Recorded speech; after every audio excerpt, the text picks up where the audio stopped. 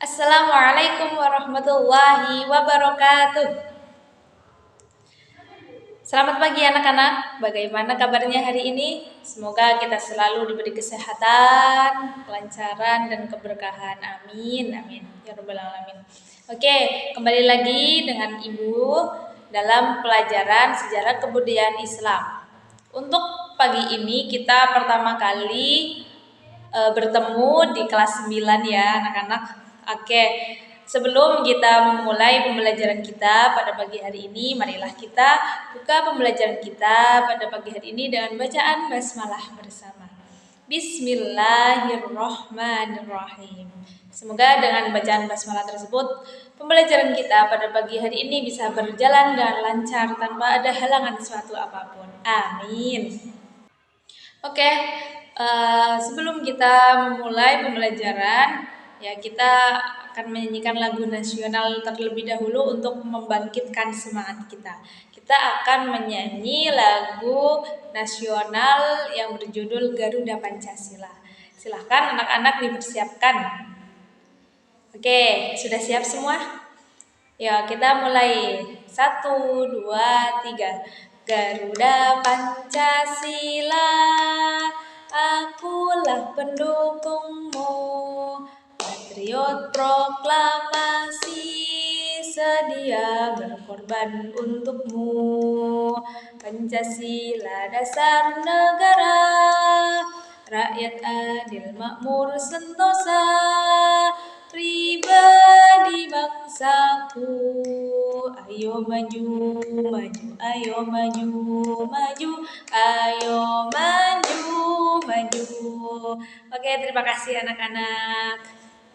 Selanjutnya Ibu akan memberikan sebuah motivasi hidup agar kita lebih semangat dalam berproses, yaitu tetap semangat, kurangi sambat. Dalam artian apa? Kita harus semangat dalam menuntut ilmu, dalam melakukan segala aktivitas, melakukan hal-hal baik.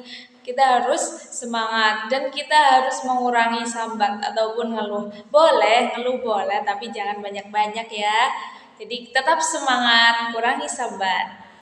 Baik, sebelum kita memulai pembelajaran kita pada pagi hari ini, Ibu akan membacakan tujuan pembelajaran kita pada pagi hari ini.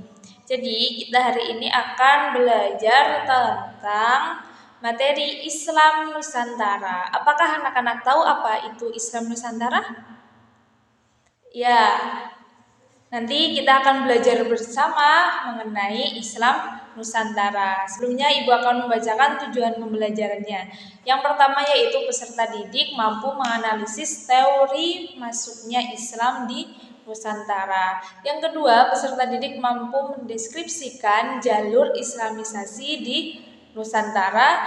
Dan yang ketiga yaitu peserta didik mampu menelaah faktor-faktor yang mempengaruhi kenapa Islam itu bisa diterima di Indonesia ataupun Nusantara. Dan yang terakhir yaitu peserta didik mampu mempresentasikan hasil diskusi terkait teori masuknya Islam di Nusantara, jalur Islamisasi di Nusantara, dan juga faktor-faktor yang menyebabkan Islam itu dapat diterima di Nusantara.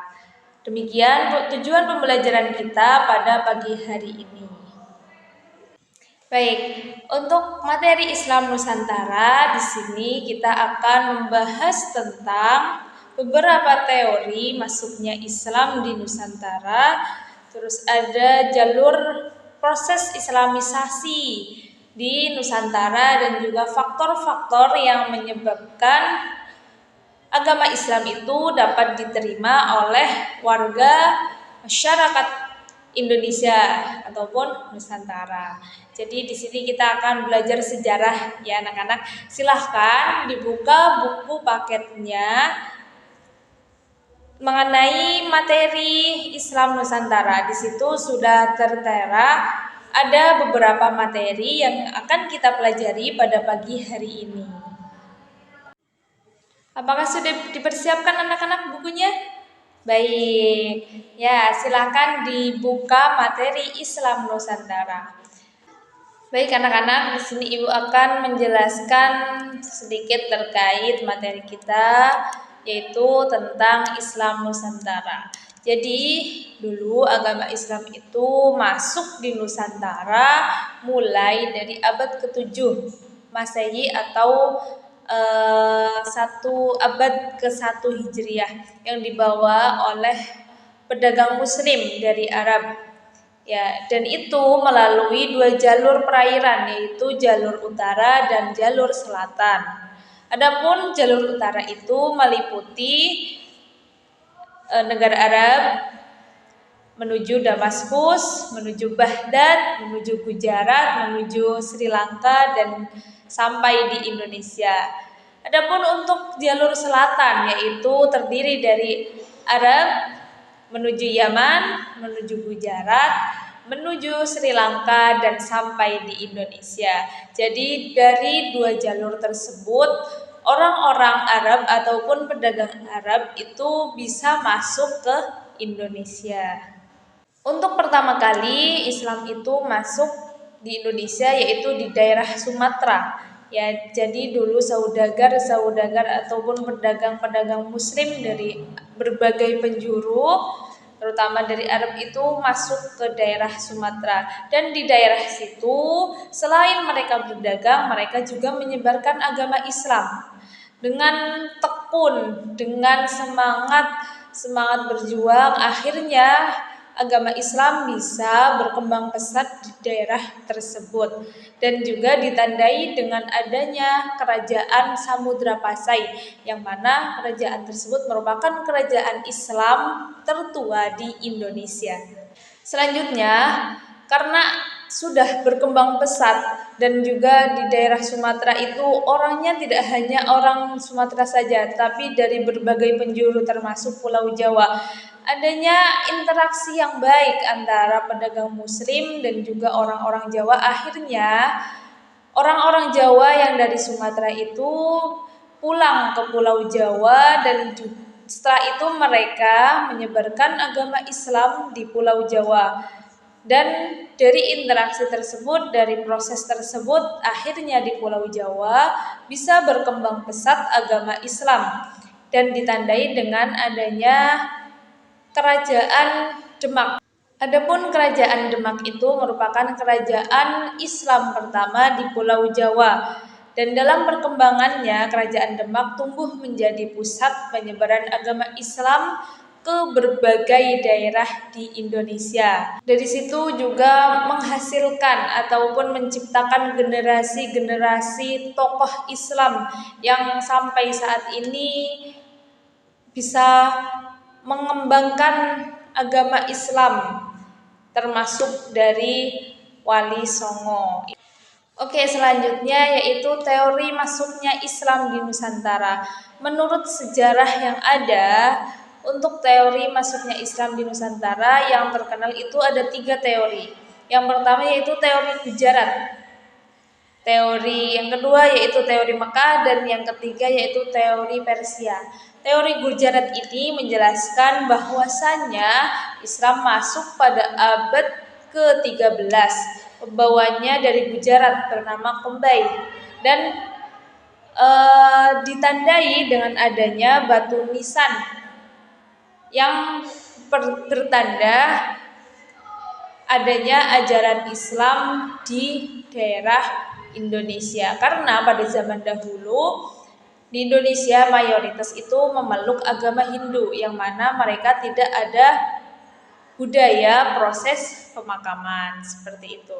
Yang kedua yaitu teori Mekah. Di sini dijelaskan bahwa Islam itu masuk dibawa oleh orang Mekah, orang Arab pada abad ke-7. Ditandai dengan adanya perkampungan Arab di Sumatera, adanya gelar Al-Malik, dan banyak yang menganut mazhab Imam Syafi'i. Dan yang ketiga yaitu teori Persia. Di sini dijelaskan bahwasanya masuknya Islam itu melalui peran pedagang asal Persia Yang sebelumnya, sebelum sampai di Indonesia itu sudah singgah di Gujarat dan sampai di Indonesia sekitar abad ke-13.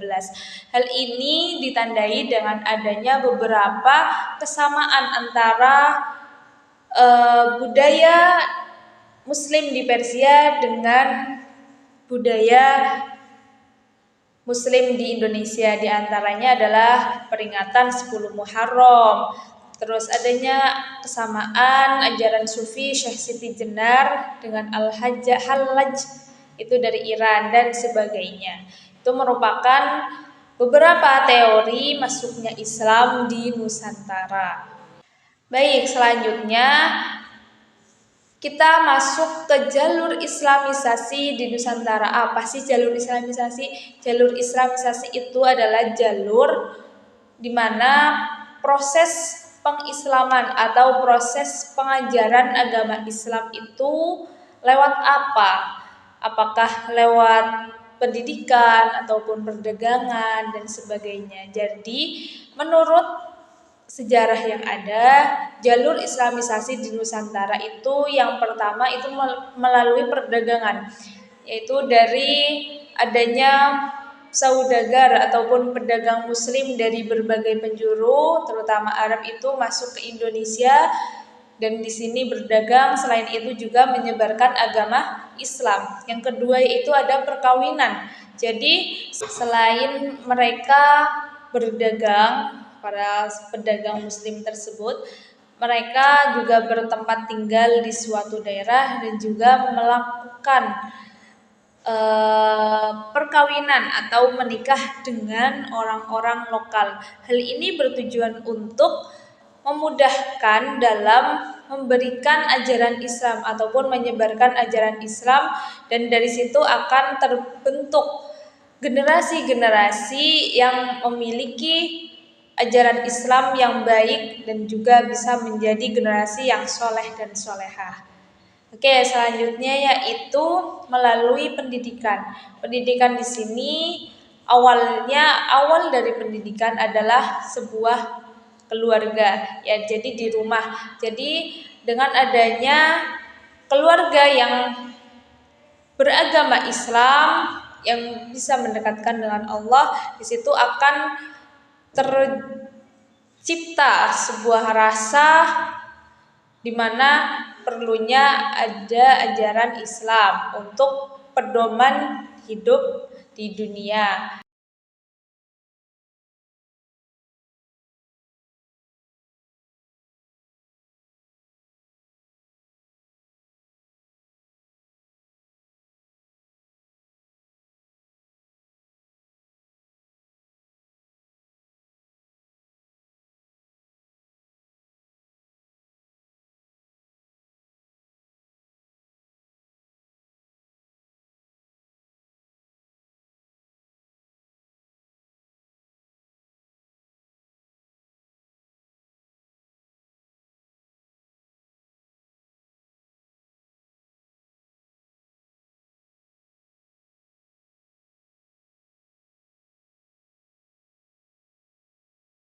Jalur Islamisasi di Nusantara.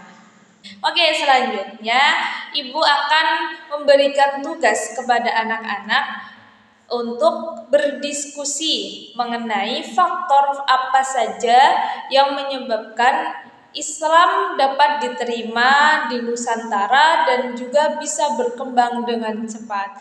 Jadi nanti silahkan untuk anak-anak berdiskusi dengan kelompoknya masing-masing sesuai dengan kelompok yang sudah dibentuk pada minggu lalu. Masih ingat kan anak-anak? Baik ya, nanti anak-anak silakan berdiskusi, bisa mencari di segala sumber bacaan baik di internet ataupun buku-buku bacaan yang lain. Nah, untuk hasil diskusinya silahkan nanti dikirimkan ke Ibu melalui grup WA ya. Dan untuk hasil diskusinya besok di pertemuan kita minggu depan silahkan nanti dipresentasikan ya. Baik anak-anak, sampai sini apakah ada pertanyaan terkait Islam Nusantara? Oh, belum. Oke, nggak apa-apa. Silakan nanti kalau ada pertanyaan bisa disampaikan melalui grup WA. Oke, selanjutnya marilah kita menyimpulkan materi kita pada hari ini. Jadi, Islam Nusantara adalah proses ataupun perkembangan Islam di Nusantara. Ya, dari awal masuknya Islam di Nusantara sampai perkembangannya yang pada saat ini sudah berkembang pesat dan di Indonesia merupakan agama nomor satu di Indonesia. Jadi untuk teori masuknya Islam di Nusantara itu ada tiga, ya. Yang pertama yaitu teori Gujarat, ada teori Mekah dan teori Persia melalui jalur perdagangan, ya. Jadi yang pertama itu melalui jalur perdagangan, yang kedua itu melalui proses perkawinan, yang ketiga ada melalui proses pendidikan, yang keempat ada proses tasawuf, ya.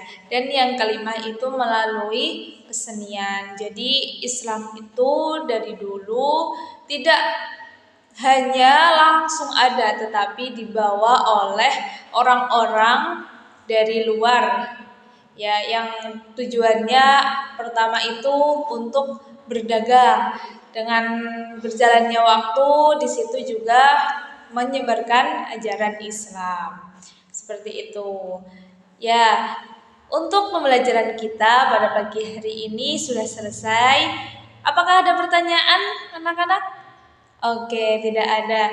Oke, terima kasih untuk partisipasinya. Semoga apa yang kita pelajari pada pagi hari ini bisa bermanfaat untuk kita ke depannya. Amin. Marilah kita tutup pembelajaran kita pada pagi hari ini dengan bacaan hamdalah bersama. Alhamdulillahirabbil alamin.